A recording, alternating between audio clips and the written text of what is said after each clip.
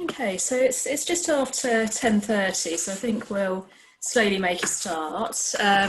So welcome everyone who's joined us. This is the Bristol Carers Open Meeting webinar. My name's Caroline McAleese and I'm the Engagement and Involvement Lead here at Carers Support Centre. I can see from the names that are coming up that I've met many of you before, but there's also some that I don't recognise, so it's really good to have you here as well. So these are meetings that are normally held quarterly at the Vassal Centre. And so Zoom webinars are quite new to us, and I imagine they probably are to quite a few of you as well. So if we do have any technical issues, please bear with us because we're still learning. So during the meeting, you can participate, you can comment and ask questions throughout. At the bottom of your screen, for those of you who are less used to using Zoom, you'll notice that there's, if you hover your mouse over at the bottom, you'll see an option for chat. There's also an option for Q&A, question and answer.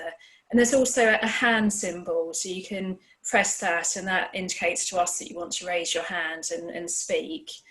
The chat's there that if you want to make comments for others to see, or if you want to point out any practical issues, such as I can't hear a speaker, or it might be just I agree with what that carer just said, that kind of thing you can put into chat.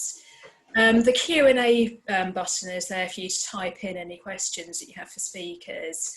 And like I said, if you don't really want to type in, if you'd rather actually speak, you can press the hand, which is raise your hand. It's possible during the meeting, we're going on till 11:40, so it's possible that we won't have time to answer all of the questions that you've got for the speakers. And if that's the case, then we'll collect the questions that you've put into the Q&A and we'll send out answers to you sometime after the event.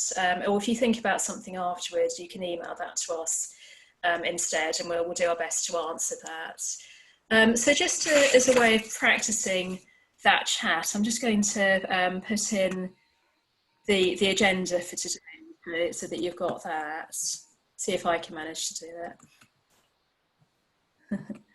So this is the chat box. I'm just about to put our agenda for today in, so hopefully you'll be able to see that. And if you can't see that, if you go down to the bottom of your screen and click with your left mouse onto chat, you should see the agenda coming up. Okay, so the meeting is being recorded, and so for confidentiality reasons, we're not seeing your photographs so that you can be as anonymous as possible. It's possible that if you raise your hand and ask a question, that your name will come up on the screen. If you'd prefer your last name not to come up, you can actually edit your username. So it's a little bit complicated, but it is possible. You go up to the square that you'll be able to see, and you'll see your initials probably come up in your square at the moment, or it might be your name. And you click onto three dots on the top right-hand corner of your box, and there's an option there to rename. So if you just want to put a nickname in or want to take your last name out, that's possible to do. So, and then we'll put the webinar's going to go onto our website, so you can always watch it afterwards. It will go onto the YouTube channel. We're aiming to finish, as I said, at 11:40. We originally suggested that there might be a chance to have a social chat afterwards, and I'm afraid that technology is not going to allow that. But we do have carers groups that are online, so if that's something that you'd like to do, to meet with other carers online, we will send information out about that after the meeting. You've got the option of either watching this in gallery view or speaker view. So the options for that are on the top right-hand corner on Zoom. You can hover your mouse over. So you can either watch it as gallery, so you see all of the speakers on the screen, or you can have it as speaker view, so you just see the person who's speaking. It's up to you. There will be an opportunity to respond to 4 questions after the meeting. So when you leave the meeting, there'll be an evaluation form that comes up. So it would be great for us if you could answer those questions so that we can improve these meetings and incorporate your feedback into our Carers' Rights Day event, which is in November. So let's make a start. I'd like to introduce our Interim Chief Executive Officer, Tim Poole. So Tim's going to give an update on Carer Support Centre services. Well, good morning, everybody. As Caroline said, my name's Tim Poole, and it's a privilege to say a few words to you this morning. Firstly, welcome. It's good to see, although I can't actually see people, but I can see the numbers, so it's good to see people come in today, and I hope you find it useful. We're meeting in very strange and challenging times, and I've sort of deliberately avoided using the word unprecedented because we've been living and dealing with this pandemic now and all the associated changes to our way of life for some time. And for the medium term, at least, I think this is our new normal, even though it feels anything but. Having said that, I think one carer put it to me recently really quite well. I thought that in some ways, this virus has given the public at large a tiny glimpse into the world of caring and some of the challenges that carers face and have always faced day to day, not being able to see, not being able to do, except it's their care and responsibilities perhaps that have kept them in their home and unable to get out, as opposed to the pandemic. So some of the experiences that people who don't have care responsibilities have been having have been very similar to some with carers as well. As we know, though, all too well, is that the impact on carers has been, I think, much more significant. We were talking just before we started here about some of the work that we do and how it's much more challenging for people when they're locked in their homes or locked down in their homes. And so it's really important that we do all that we can to continue to support carers in the best way we can. And it's great to see Kay with us here today, who we do a lot of work in partnership with Age UK, because I think what is important for all of us to be aware of is that actually none of us have the answer to all of this, and this challenge is bigger than any one organisation, and the only way in which we will get through and be able to continue to support people is by working closely together in partnership with other organisations, and that's been really pleasing to see how that's happened. We've faced challenges, significant challenges too at CSC, as we've worked hard to try and continue to support you, often in different, sometimes creative ways. Many of our staff are carers themselves and have had to balance work and caring and keeping safe from infection to avoid putting their loved ones at risk. And I'd just like to start by saying that in the short time I've been here, I couldn't be prouder of the way in which the whole team have really responded to those challenges and stepped up to the plate, and have really gone over and above to continue to deliver services to carers through this time. I think before the latest restrictions of just a few days ago, we were beginning to meet carers face to face where it was felt most needed, risk assessing every visit to ensure that we keep the carer and our staff safe. Obviously now we're all being told that we need to work from home whenever we can, and whilst we will quite rightly follow the rules, where we feel the carer's circumstances are such that we can't support them safely online or over the phone, then we'll potentially be offering a tightly controlled and risk-assessed face-to-face visit so that we can support the carer in the best way.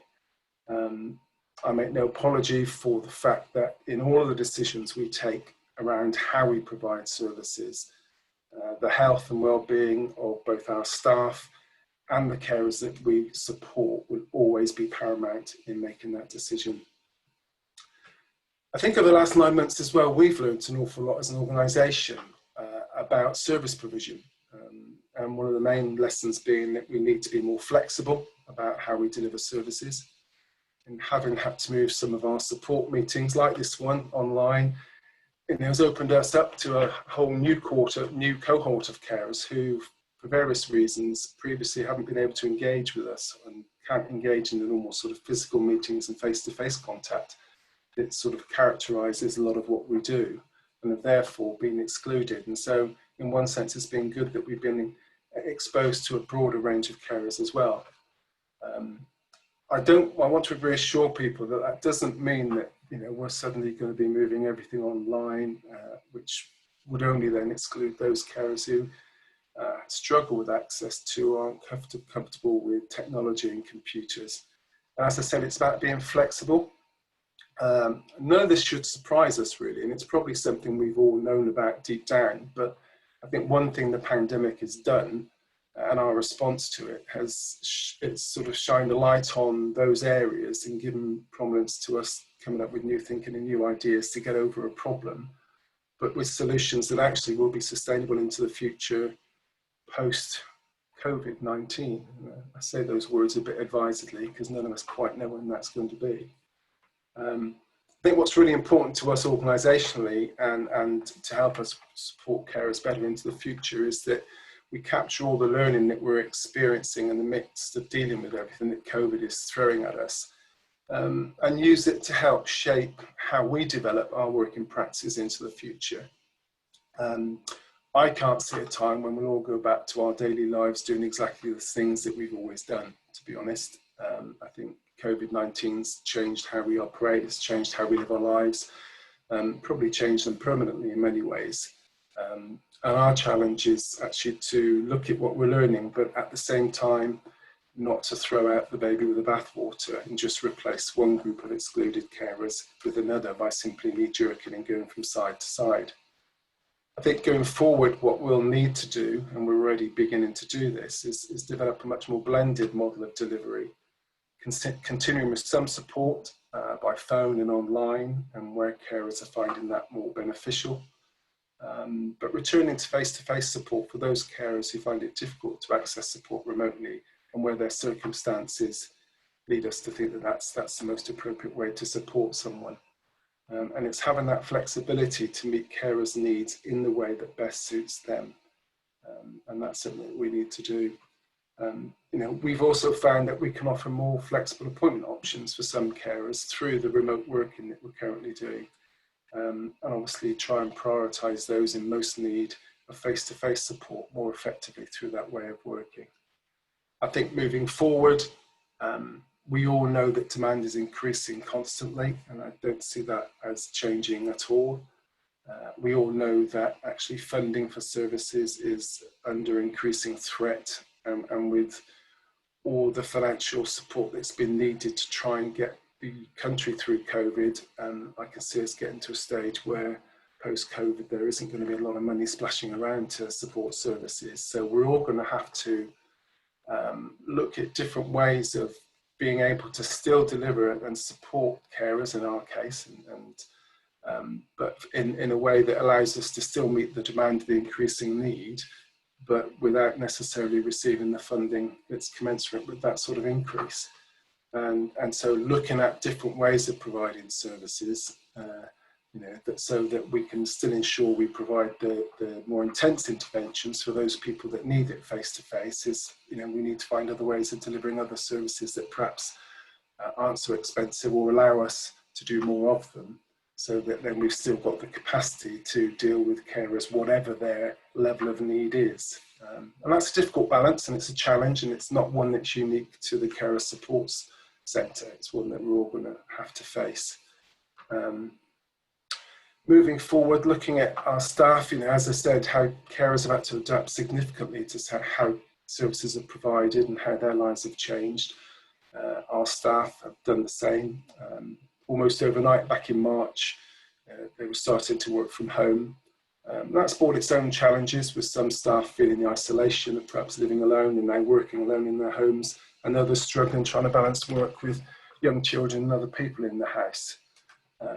As an organisation, we are sort of very keen and very focused on trying to support staff with health and wellbeing. So we've recently undertaken a survey to look at the impacts of working from home, both positive and negative, so that we can look at how that affects individuals' health and well-being.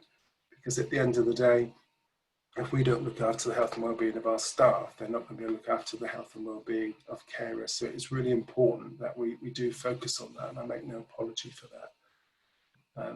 We're also asking questions about what's working in terms of new working practices from working from home, and what isn't working, so that we can have lots of intelligence that can feed into the planning for when we start a phased return to the office and a phased return to, I say normality, but I say that, as I said, a little bit guidedly, because we're not quite sure what normal will be. What we do know is very clear moving forward, we'll be developing a much more flexible set of working practices for staff, which hopefully will benefit staff, benefit the charity, and importantly, benefit the carers we support. Because I think what we're finding is some things work better with that flexibility. And also I think feedback from staff is that they don't necessarily want to stay exactly as we are. They don't necessarily want to go all the way back to how we were. And there is that ground in between that allows us to meet the needs of our staff as well as meet the needs of our individual carers that we support. We had hoped to be starting that sort of work sort of nowish really, but obviously the latest restrictions that have been announced have probably put that back a while, because I think we're going to be under the new semi-lockdown probably for another 6 months or more. So that's going to be quite challenging for all of us. I think it may seem strange to say it, but some positive things have come out of COVID. When we've all seen day to day in our local communities, people coming together to help one another more. We've seen small companies completely changing how and what they produce to support vulnerable people, whether it's with food deliveries and PPE production and many other inventive ideas responding to need. And I think that's something that is really important, that it seems to have been a bit of a shift in how things are done, that people are now recognising need more and responding to that. And I think it's an opportunity for us to really push that agenda, that actually it should be your needs as carers that drive what we do, not some idea that we make up in an office somewhere that sounds really good. And then we run around frantically trying to find some people who might actually want that service. So I'm very keen that as we move forward, we don't sort of lose sight of that responding to need, which we've done during the pandemic because it's been urgent and we've had to, and we need to keep doing that beyond that. I think also it's been really pleasing from my perspective to see and experience how organisations, both statutory and voluntary, have pulled together to try and come up with solutions to the problem that the pandemic presents. And as I said, not one organisation on its own can deal with it.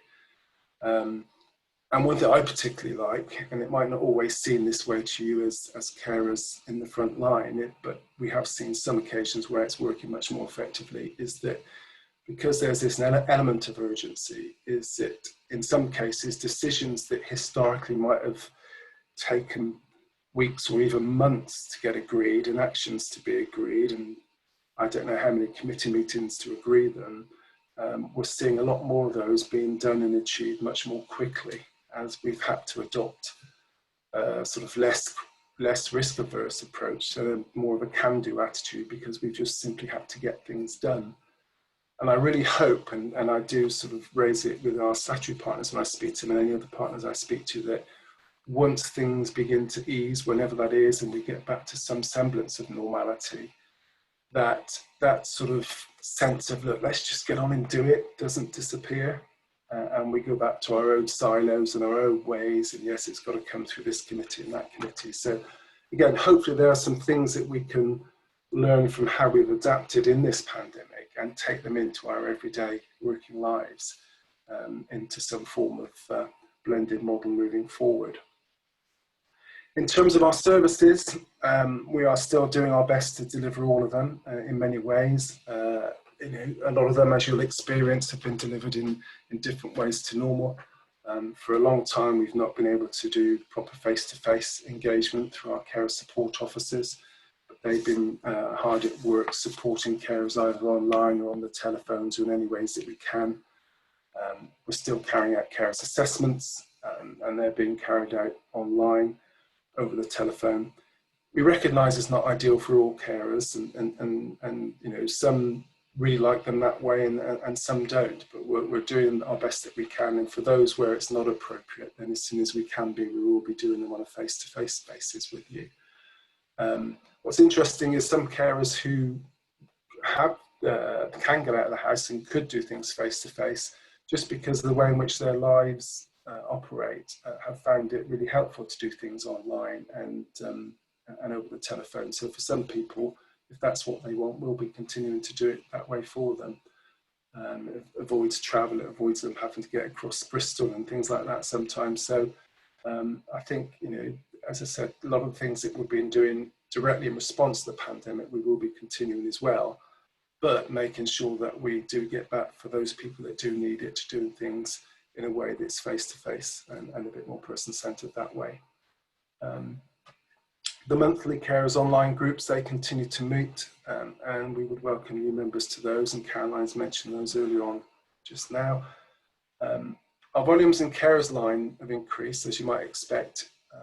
You know, obviously that is a phone service, so that's one that has been able to continue. I think probably the kind of calls we take on there have probably got a bit more complex as individual carer situations have become more complex. You know, and that has its impacts both on the carers but also on the staff taking those calls. You know, we've tried to respond as best we can to that. I think that carers line is a real lifeline for people during times like this when they can't engage in other ways. Some of our other services around things like the sit-in service, etc., has been quite badly hit by COVID, in as much as we had to suspend some of that into it because people couldn't go into people's homes. We were starting to look at piloting a sort of a slightly shortened visit version of that, which would have been starting about now, but we'll just have to have a look at that and see how we move forward with the new restrictions. I think initially our hospital-based work was quite severely impacted in terms of volumes went down, referrals, etc., when lockdown first came in. But staff focused on sort of proactively making contact with all the carers that we had supported through that service, discharge in the month leading up to lockdown, just to ensure that they were still getting support and that caring relationship was still being maintained and hadn't broken down. What we're now finding is that volumes of referrals have now returned to almost near normal levels, albeit that staff are, to be honest, unlikely to get back into hospital sites until the new year at least. But extensive work's being done, particularly around communication processes and amending sort of referral pathways, and that's helped and seen referrals rise steadily. And what we're seeing is now diverted NH staff that have been put into other pieces of work and now returning to their usual roles. We're seeing those referral processes getting back into a more normal pattern. We are now seeing GP practices making referrals back to us again. Again, many of those are fairly complex cases with carers struggling with lockdown in care. The carer surgeries are all up and running online in Bristol. Slow start in June, but more referrals will be coming through in July and August. And obviously GP practices very much are, as far as we can see, still sticking to the technology rather than seeing patients face to face. And we know that has created issues for carers that perhaps aren't technology enabled or struggle with it. So we are working with health to try and see how we can move things forward with that. And I think each GP practice may have different and slightly different appointments and triage processes, so it can be confusing. So we're trying to navigate that so that we can help and support carers.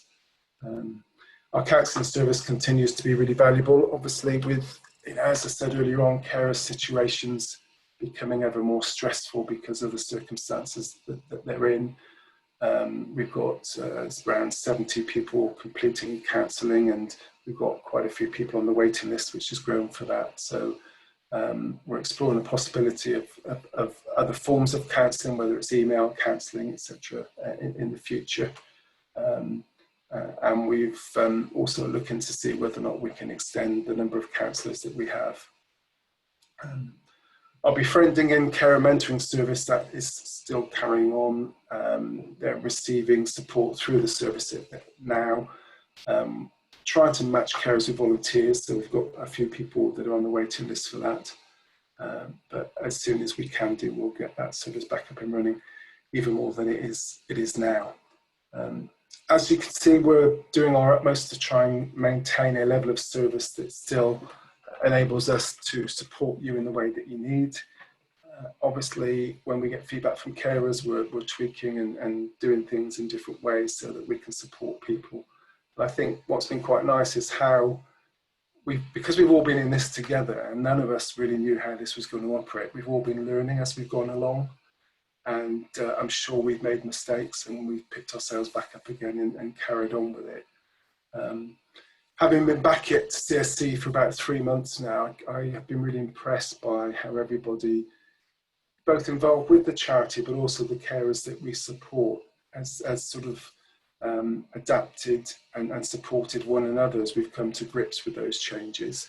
The one thing that's never lacking is the commission, passion and sheer hard work that I've been witness to since I've come back. And I'm sure that sort of attitude will sort of bode us well into the future. I think we recognise that times are really, really tough for carers at the moment, and it's great to see us Kay here today talking about support that they're doing, that will also support carers.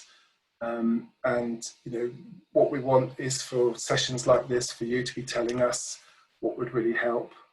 We've got some good sessions around emergency planning today, but obviously your input will shape the content of these sessions. So please, you know, do give us feedback on what we're delivering to you, but also, you know, what information you want from us and what topics you would like covered in sessions like this going forward into the future, because we want to make them as useful as possible. Thanks, Tim. I do look forward to the day when I can see you all in person. I'm not one that enjoys particularly just online stuff all the time.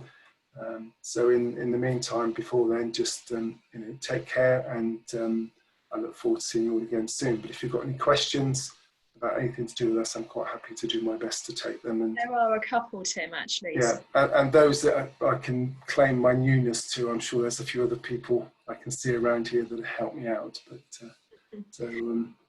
Happy to take any. Thank you. So we'll have to go through these quite quickly because I'm aware that we're Okay. a bit behind time. But thank you, Tim. There's a couple of questions here, and I'll read them both out. Does Carer Support Centre provide any services for carers of people with young onset dementia, or are groups for people with dementia of any age?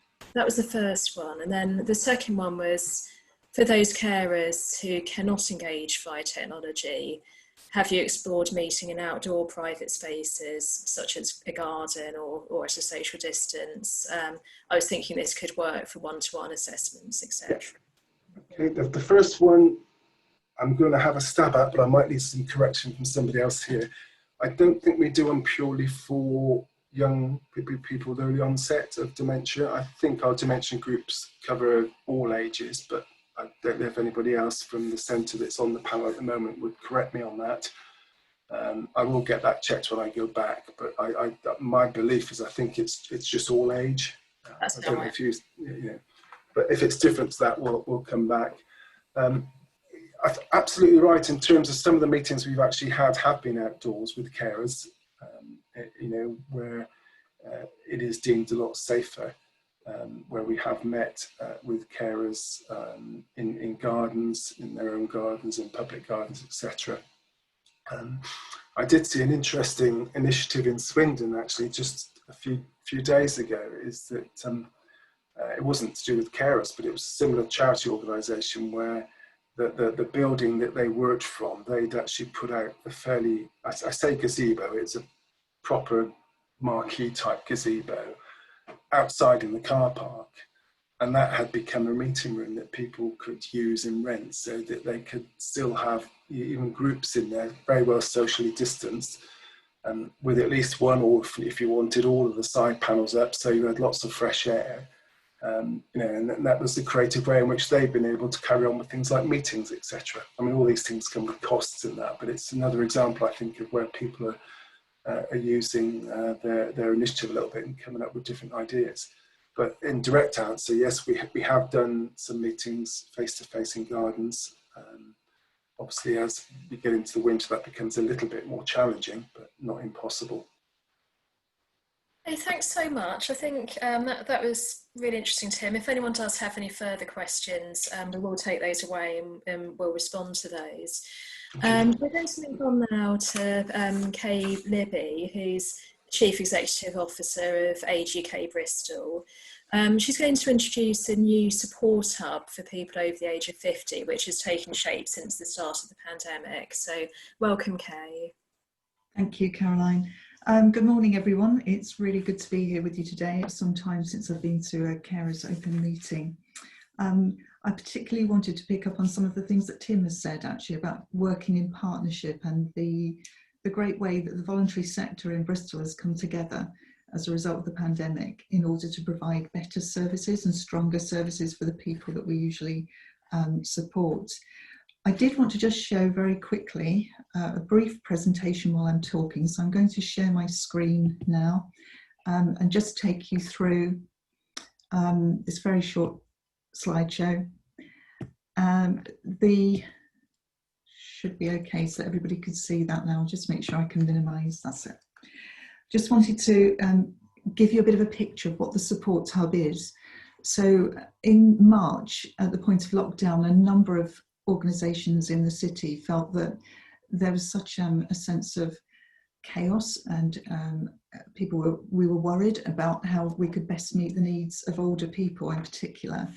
And so we decided to come together and just see if we could work in partnership, so that no door was the wrong door, if you like, and if anybody had needed support, they could come to any of our organisations and we would seamlessly and easily cross-refer them.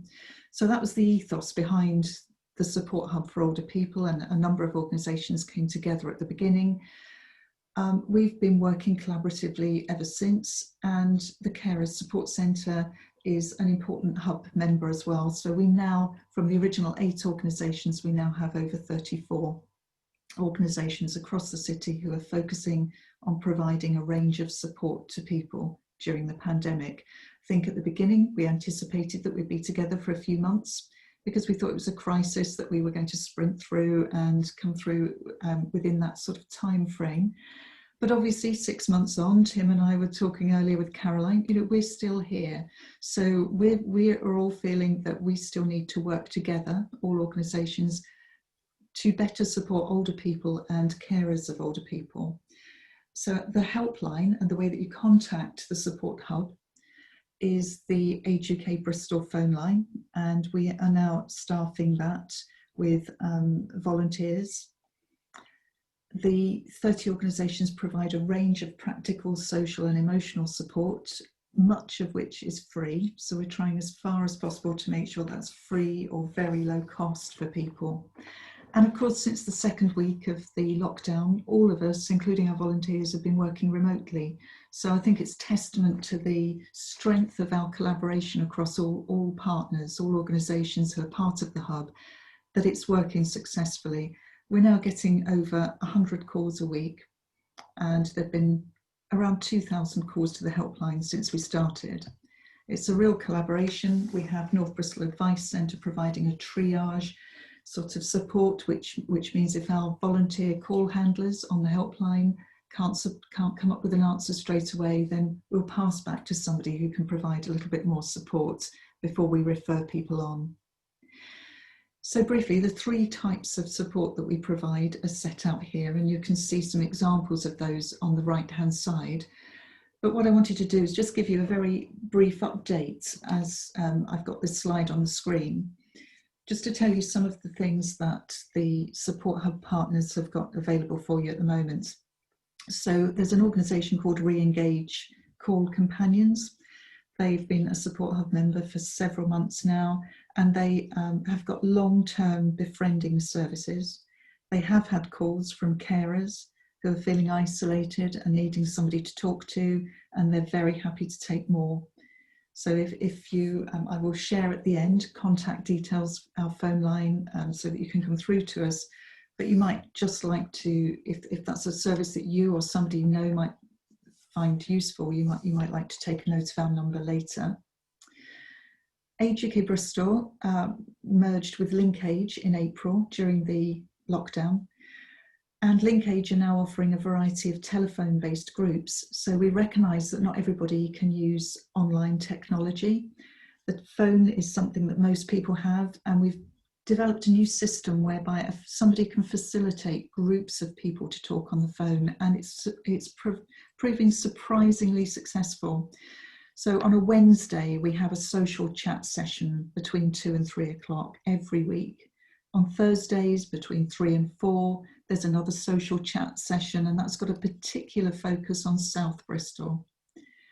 We've also got phone befriending capacity at Age UK Bristol at the moment, and we've just set something up called Art on Zoom. So we are using online technology as well, but we've got art lessons on Zoom on Tuesdays between 2 and 3:30, no expertise needed, and there are spaces on that at the moment. I've also been asked by the Macular Society, another one of our hub members, to say that they have free counselling for people with macular degeneration and also for carers of someone with low vision. So they have free counselling sessions, and they'll be pleased to hear from you. Age UK Bristol's information and advice service has at the moment for the next 4 months got additional capacity to support ex-service people. So if any ex-service people, veterans need advice and information, we've got additional capacity to help them. And RSVP, the Retired Senior Volunteer Programme, they would like to, they've got several projects, but one of the projects is to talk to people in care homes, and they've been particularly concerned obviously about the impact of the pandemic on people in care homes, and would like to talk to relatives of people in care homes. Now, I recognise that some of you may actually be carers for somebody in a care home, so if you would like to talk to RSVP, again, the phone number that I show at the end of this presentation is one that you can get in touch with, and that will bring you into touch with RSVP fairly quickly. So a range of things that we're doing, and this is just a very quick overview for you of the percentages of calls that we're getting for different types of service. At the moment, of those 100+ calls a week, a lot of them, you can see there 35% are still about information and advice. But as we've progressed, some of the queries which have been about practical support, about shopping and people who need prescriptions collected have moved on, and we're seeing now that people are asking for emotional support, bereavement counselling and befriending. So that emotional and social support side, and people needing activities and something to do so that they don't feel isolated, those sorts of calls have become more frequent. I'm going to stop sharing that now and just ask if Caroline wouldn't mind in a minute putting up a flyer with our phone number on. But I'd also be pleased at this point to take any questions, if anyone has any, about the types of support that are being offered. So here we are, again, the same outline of the practical help. We can support people around benefits, pension credit, attendance allowance. We can also provide emergency financial support. We have delivered food parcels in the past. We're still doing the shopping deliveries and helping people to source prepared meals. And we can link you through to another hub member, We Care Home Improvements, if there are any home maintenance issues for older people, or if people need their home readied on discharge from hospital. The social and emotional support extends from weekly phone calls, befriending, right the way through to counselling and bereavement support, much of which is free. Some of our free counselling sessions have been, we're at capacity, but we're trying to source more funding for those. And that is not for people who need long-term ongoing counselling. It's a half hour, maybe up to 6 times, just to keep people buoyant during the pandemic. And then we've got a range of activities. As I said, most of those will be remote, so either virtual, online, on the telephone, but we do have some practical physical support. We can send around newsletters, quizzes. We're trying as much as we can to make sure that people are supported throughout the crisis. The logos at the bottom are just 29 or so of the organisations involved. There are now 35 of us. I just wanted to show that so you can see the extent of the collaboration, and to echo what Tim said earlier, that the voluntary sector in Bristol is really coming together in a way that it hasn't done before to provide as much support as possible. Okay, thank you for that. So hopefully you've had a chance to take down the phone number. And I'm just having a look, Caroline, at the questions there. There was one from Wendy about linkage activity classes. They're not for carers only, so everybody is welcome. They are for people over the age of 50. Some of our activity classes do include people with dementia, not all of them, and it's certainly worth checking, giving us a call and talking through your particular needs, because we can make sure that we match you with the right type of session. We are finding some of the work we're doing with our day service in South Bristol. It's called New Beginnings. We have a lot of people who come there who have dementia, and we've successfully been working with them and their carers to engage with them via Zoom. But in answer to a previous question, we've also got a gazebo in the garden there, and we're doing garden visits and doorstep visits. Thank you, Kay. We've got one more question, and then I think we'll move on. So, do you have a list of activities anywhere? We've got a list of activities on the Linkage website. So I can, if you'd like to come through through our phone number, or to our website at Age UK Bristol, or indeed to the Linkage website, then we can get you you'll see the full range of activities. We can get those to you fairly easily. We are hoping to provide a printed guide to activities. That's been very difficult at the moment, but we're trying to get some funding to do that in collaboration with other Support Hub members. Okay, thanks so much, Kate. It's encouraging to hear about the partnership working and the depth and breadth of support that the Hub is providing at such a difficult time for people. So we're now going to move on to talk about emergency planning, which is clearly, I would imagine, been on a lot of your minds, particularly since COVID-19 struck. We're going to start off with a 4-minute video by Lisa Saunders, who's the Carers Emergency Card Coordinator for Carers Support Centre, and the video is about the Carers Emergency Card.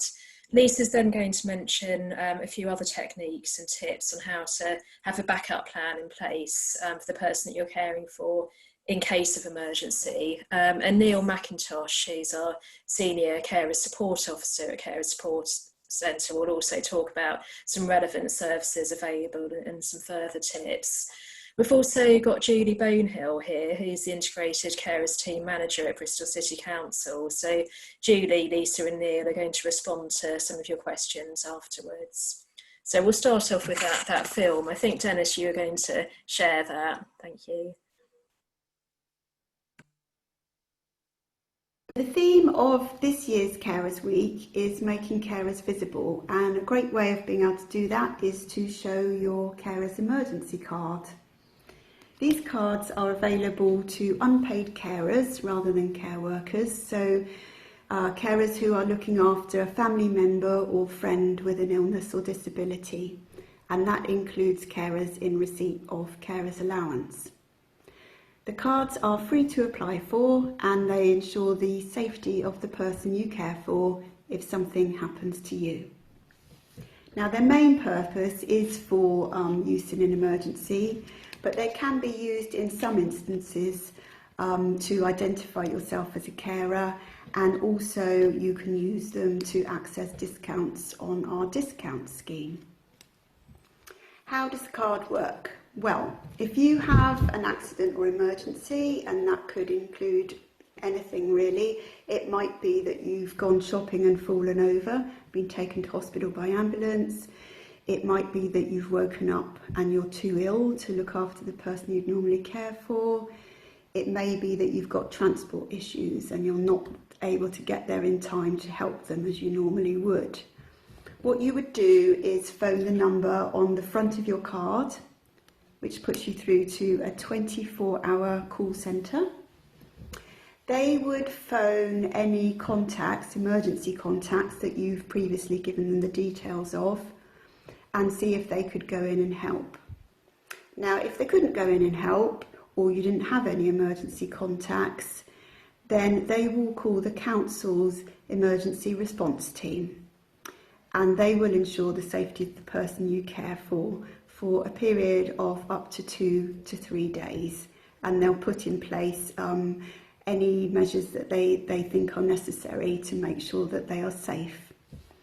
So which card do you apply for? If you care for somebody that lives in South Gloss, they pay their council tax to South Gloss Council, then you need this card. And if you care for somebody that lives in Bristol, then you need the blue card, which is the Bristol card. You can find out details about how to apply for these on our website, or you can call our carers line. So if you've already got a card, or once you've applied for a card, don't forget that you can use it for accessing discounts with local businesses around Bristol and South Gloucestershire. There are about 230 businesses at the moment offering a discount, and they do that as a thank you to you for what you do and the contribution that you make towards society. They hoping that the shops, cafes, restaurants will all start opening soon, so you can use your card in there. You can also use them on days out, and you can use them for relaxation and therapy. So if you're in desperate need of a haircut, perhaps you can get a discount on one of those too. All the details of these are on our website, all the places offering a discount, or you can also call Carers Line for more details. So if you haven't got a card, do think about applying for one. The feedback from carers is that it offers them great peace of mind. And if you have got a card, make sure you make yourself visible by showing it.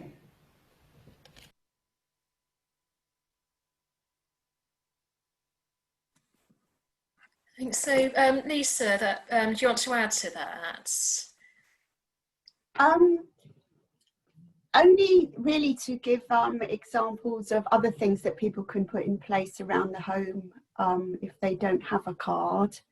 I don't think there's really much else to add to the video unless anything's unclear in that.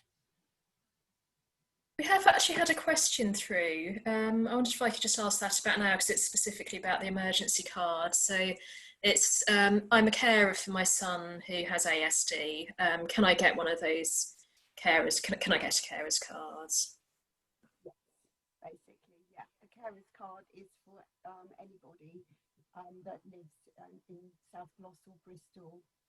That has needs, really, that if you weren't there, what would happen to them? You know, you need to think about what would happen if you weren't there, and if they would need help, then I would say yes, get a card. That would be fine. And I think you had some tips, Lisa, about some systems that you can set up at home as well. Did you want to add anything there? Yeah, I just wanted to add a few things, really. It was really a bit of a checklist of what you can do around the house. I think a lot of people might have some of these in place already, but it's just a little reminder. There might be something that you haven't got, or there might be something that you've been thinking about getting but you haven't actually sorted it out yet due to time restrictions. So I was just going to just run through a few things really with people, and they really starting off with the basics. A Dosset box this is where you can keep all the medications for the person that you care for. You can get these on a timer, so that actually helps the cared for know when to take their medication. But these are also really helpful if something happens to you and someone comes into the house, they can have a look at the Dosset box and they can see when the medication was last taken and when they need to next take the next medication, and maybe prompt the care for to take that. So that's quite a basic one. They're also called, if you get them from chemists, they're called blister packs if they make them up for you, or you can just go and buy a Dosset box. So that would be the first thing. The second thing, I don't know, some people have heard about these and some people haven't. These are called message in a bottle. It's actually a plastic tube, it's not a bottle. And inside here, you will get 2 labels. So one of them goes inside your front door and the other one goes on the door of the fridge.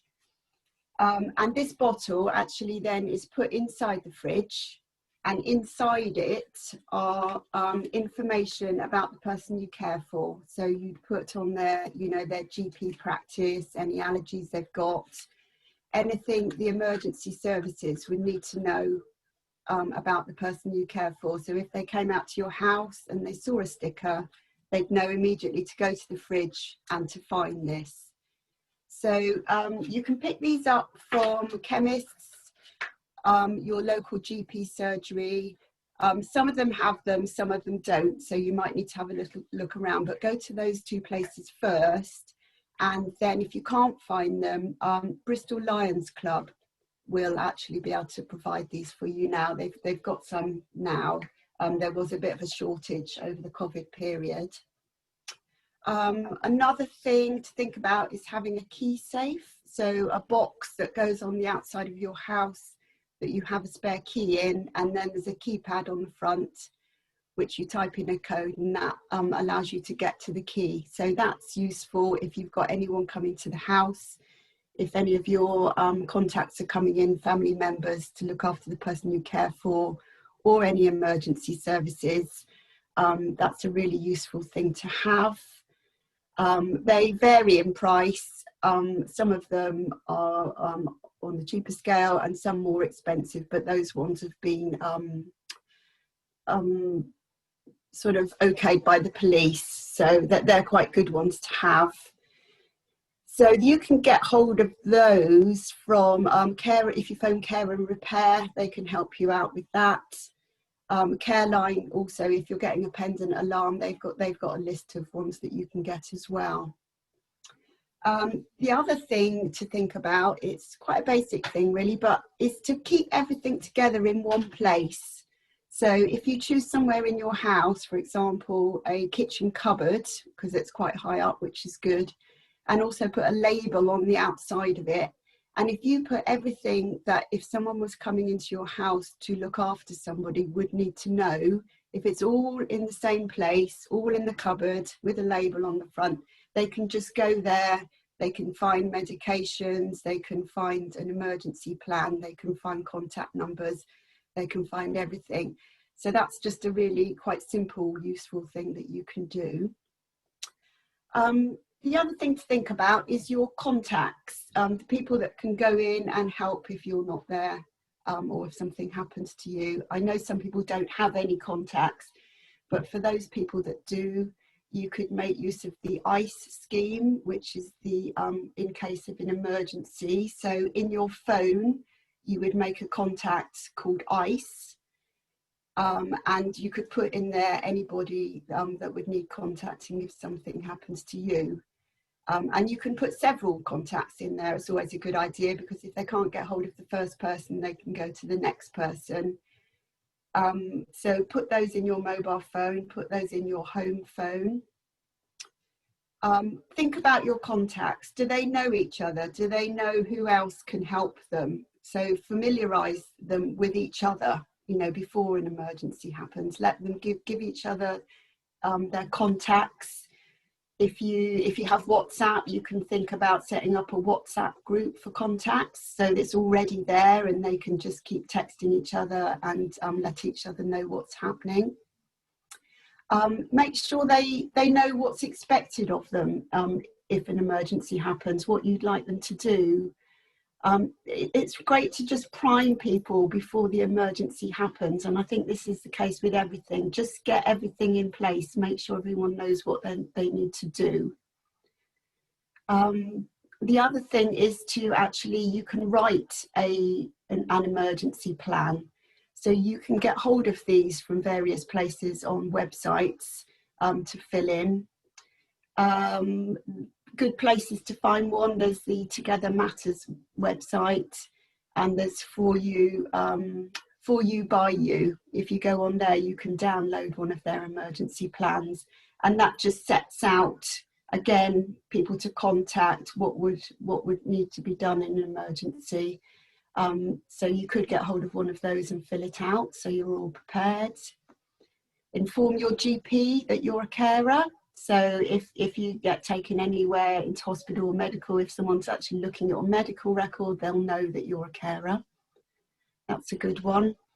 The other thing you can think about is a one-page profile for the person you care for. So it's just very simply, I don't know if you can see that. Again, you can download these if you need to.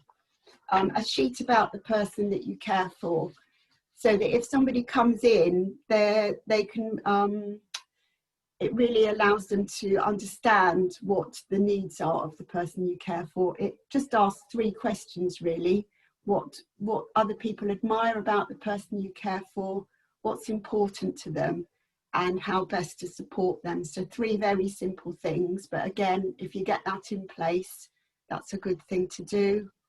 Perhaps you might think about having an overnight bag for the person you care for if they need to go and stay with a relative. If you've got the bag already made up, that makes everything easy. Or if you could put a list in there of anything else they need to do or know about.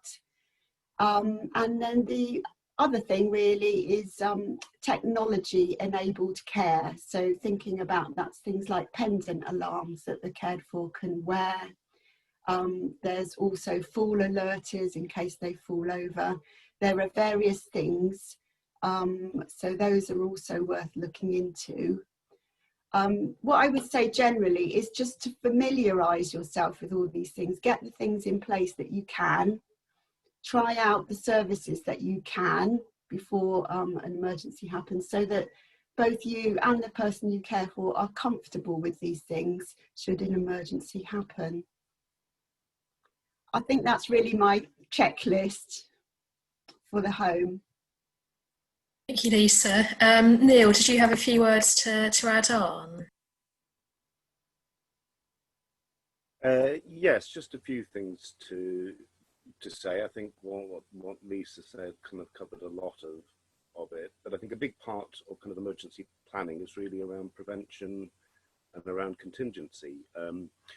So in terms of prevention, there are kind of, very simple things that you can maybe do. So have a fire safety check for your home, particularly maybe if you've got somebody vulnerable in the home. The fire service can advise about what to do in the case of a fire. They might also, advise about changing some appliances or something to make the home safer.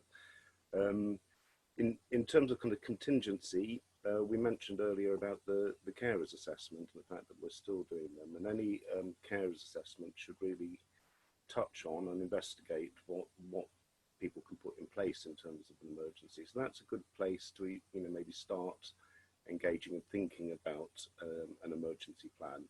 And as Lisa said, that can be informal support, so it might be identifying kind of resources, family and friends and neighbours that you can use, or it might be about engaging with some formal support.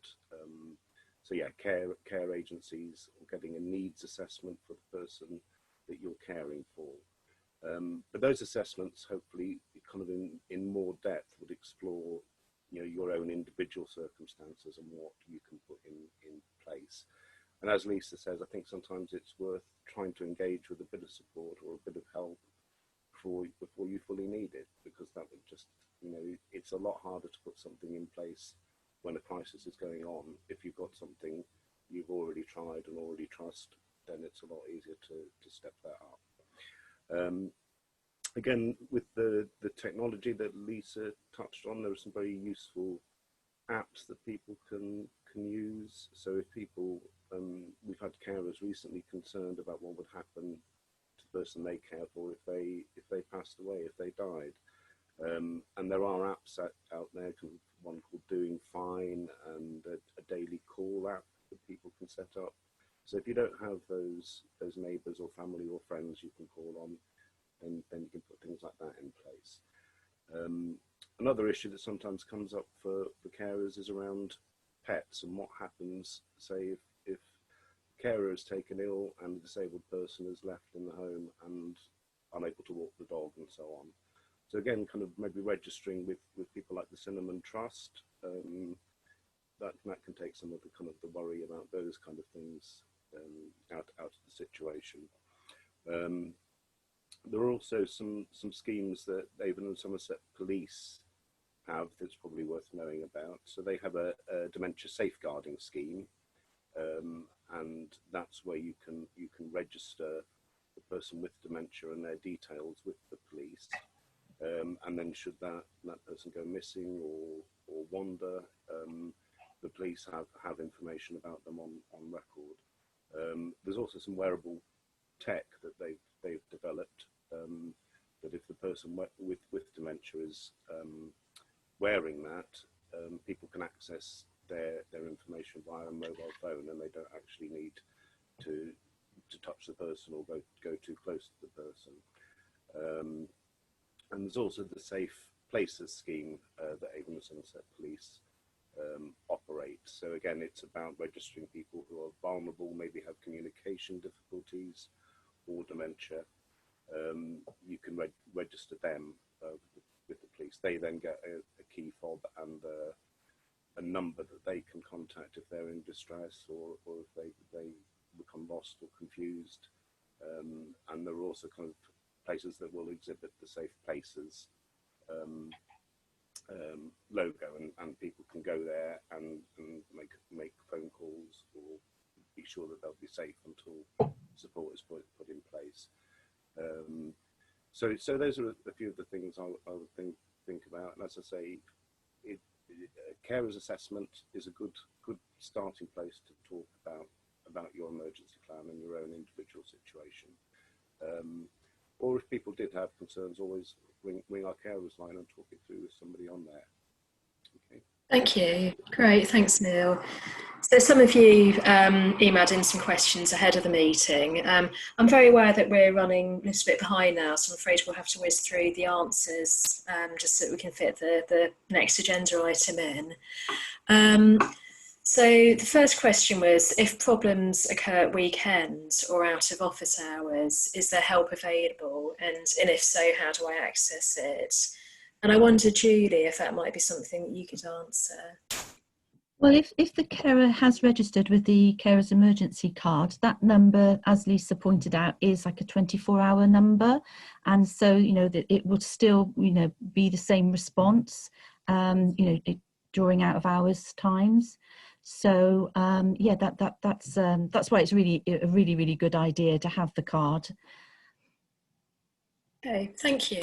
The next question was, what would happen if I was admitted to hospital? How would my husband be cared for?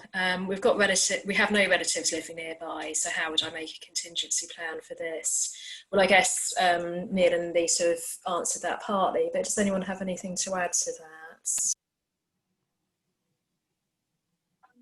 Again, I think the carer's emergency card can be used if somebody's taken into hospital in an emergency. So that's a good thing to have in place, I think, in the first instance. And also just the other things I mentioned about things that you can set up at home. Really, it's just so that if something happens, things are a lot easier if someone comes into the house to look after the person you care for. Obviously, if you haven't got contacts, then that might be somebody from the council coming in if it was necessary. And if you've got everything set up clearly for them to see what's happening, where they can find things they need to know, excuse me, those are contingency plans that you can start thinking about. Yeah, and just to highlight really that it's if there isn't anybody else that can step in, there isn't another key holder, then it's the reablement service that actually go into the home to support the cared for person, providing the services that they require. Until that person can have a Care Act assessment, and then other services be brought in. Or until, say for instance, there is a contact person, but they're a family member that lives, some way away, they can't get to Bristol for a day or so, then they will support until that person's able to take over. Thank you. And then a final question was, how much does emergency care cost? Again, I can't actually give you a figure. If the reablement team have to go in to step in for a short period, up to 2 or 3 days, it's free until the point that the person has had their Care Act assessment, and then it becomes chargeable. And there's lots of different things. The person would have to have a financial assessment, and there's different things that have to be considered. What the amount that their income, their savings, all that sort of thing, to see how much they would have to contribute towards the care that they are being provided. But there is a leaflet that Bristol City Council have produced, which gives information about how it works, the financial assessment. And again, I could give that to you, Caroline, if you would be willing to, distribute it. Thank you. Okay, thanks so much, everyone, for that. That was a really important discussion. And if anyone does have any questions that you haven't had a chance to ask, just email them to us afterwards. I'll put Dennis's email address in the chat box for the end, and or Dennis, if you're able to do that, it might be a good idea, so that you've got Dennis's email address and he'll be able to triage the email in the right direction. So the final section, we asked some of you who booked on ahead if you had any tips on things that you would like to share about how you dealt with COVID-19 and the really difficult aspects of the pandemic, which has affected everyone, but particularly carers. And some of you, and we were looking for some sort of positive tips, really, things that you learned perhaps from the lockdown that might be useful if we do have another local lockdown, or tips that have been, in the current circumstances, things that have been helpful for you. And we received some comments, so thanks so much for those who emailed them in. Someone said, I reduced the amount of news I listened to and focused on what was the safest thing to do. Someone else said, daily walks with my 7-year-old dog have been great. I've even managed to teach him to play dead. Who said you can't teach an old dog new tricks?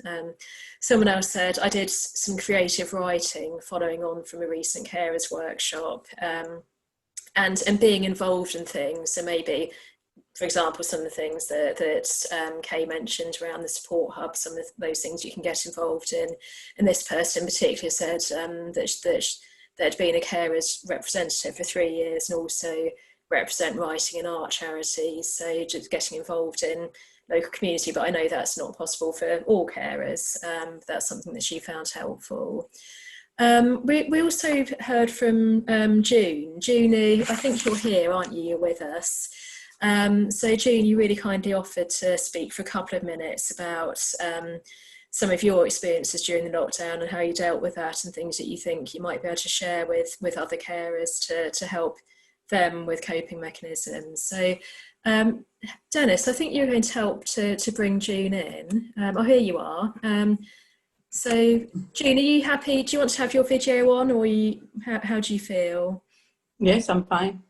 Okay, so I think hopefully we can do that. Is that something you can manage, Dennis? Thank you.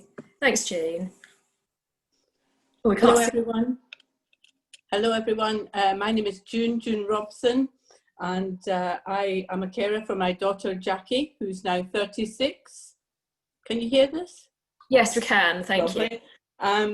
I've been helping support my husband work from home by taking drinks and food upstairs. I've been helping customers keep serviced in my health and wellness business, and delivering cakes and scones, etc., to cheer one up. So helping others helps a lot. Supporting my daughter by getting her out and about safely, as there's been little support for her right now. Be active every day, even if you just walk along the street.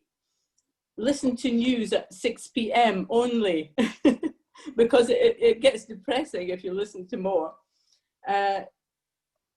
Treat yourself to maybe a takeaway or an ice cream, a chocolate or magazine. We've also put a bird cage up on the tree. So feeding the birds, enjoying nature, learning something new by reading or playing an instrument, colouring in. My husband does this. Staying active, eat healthy, keep your brain active by maybe doing a crossword. And that's, just want to say, take care and keep safe.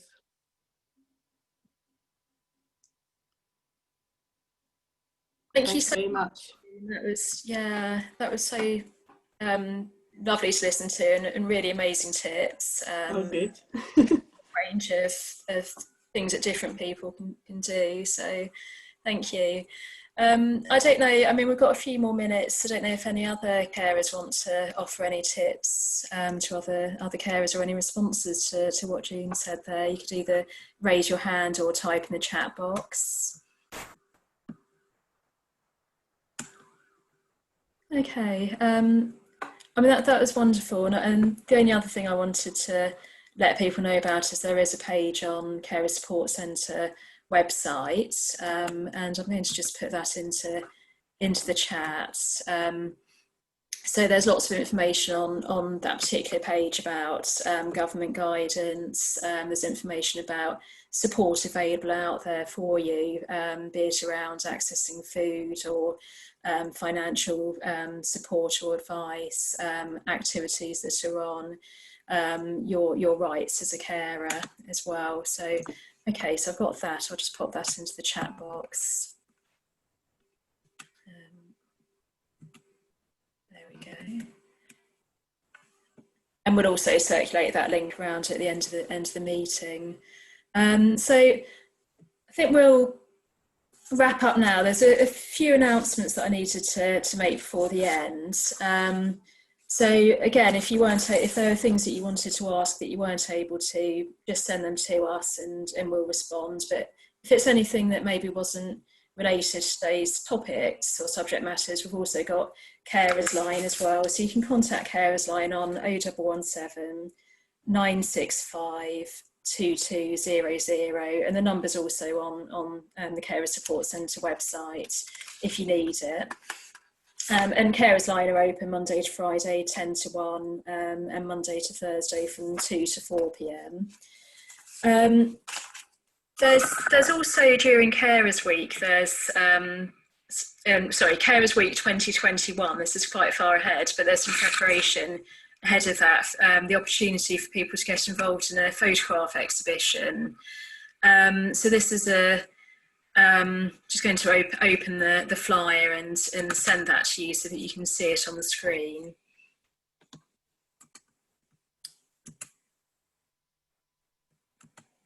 Right, so it's the Invisible Army, the voices of unpaid carers.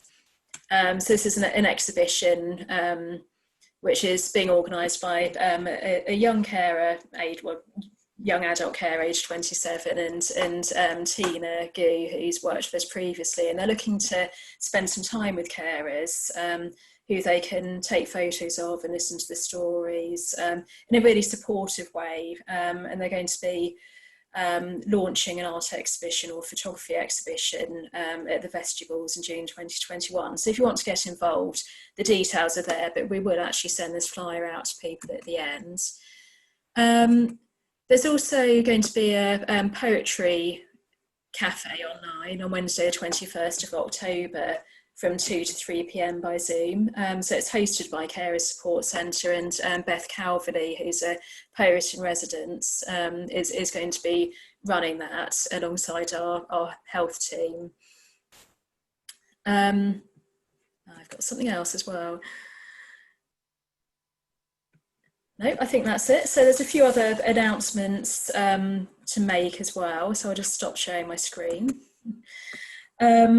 So the M-Shed is open for priority time slots for older people, disabled visitors and families of children with additional needs. And you can pre-book a time slot with them if you want to on 0117 352 6600. So these are priority time slots for the museums, so you can do that in a little bit more of a safer way. For those who are able to.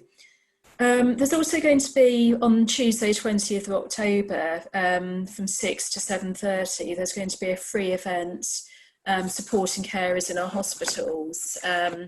So we'll send out the Eventbrite link to that, but if you wanted to talk about your experiences of accessing the BRI or South Bristol Community Hospital, particularly during this COVID-19 period, since March this year, then you can join in on that. It's an online event from 6 to 7:30 p.m, 20th of October. And the other announcement I want to say is we are recruiting for carer representatives, and we have got Val, I think, here today, who is a carer representative, and she's been listening to this session. But carer representatives are people who go to external meetings to speak out on behalf of other carers. I can give you more information about that if that's something you might be interested. Just get in touch.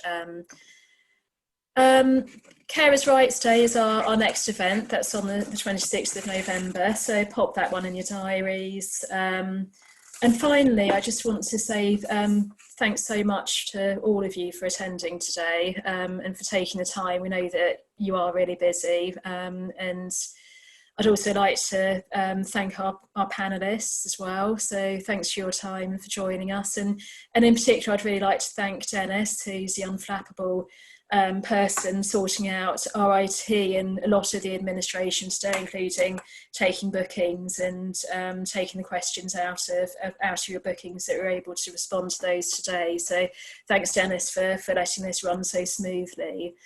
I'd like to remind you that when you do leave the meeting, it would be great if you could fill out those questions and give us as much feedback as possible, so that we can improve these meetings going forward. We've also had a little note from Kay on the chat about 5 ways to wellbeing and in-cage activity, so you might want to have a quick look at the chat before you leave. So yeah, thanks very much everyone. We'll just finish this meeting and we'll see you again soon.